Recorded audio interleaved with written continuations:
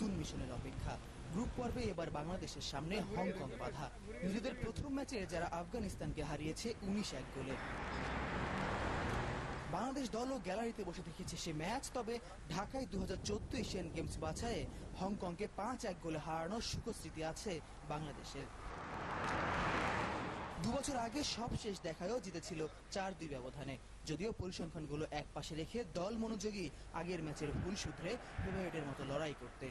আমাদের player confidence level অবশ্যই এখন ভালো, আর আমরা যদি এই কনফিডেন্সে খেলতে পারি ইনশাল্লাহ নেক্সট ম্যাচ আমরা ভালো করবো। হংকং মোটামুটি স্ট্রংই আছে আমাদের জন্য। আমরা গত ম্যাচে যেগুলো মিস করছি ইনশাল্লাহ হংকংয়ের ম্যাচে সেগুলো এড়িয়ে আমরা ভালো রেজাল্ট কিছু করার চেষ্টা করবো ইনশাল্লাহ।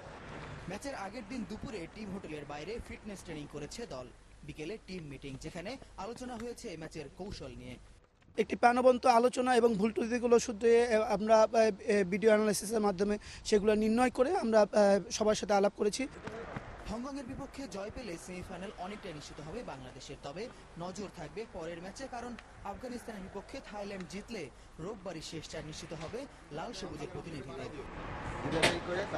ফয়জুল ইসলাম, চ্যানেল 24, মাস্কাট, ওমান।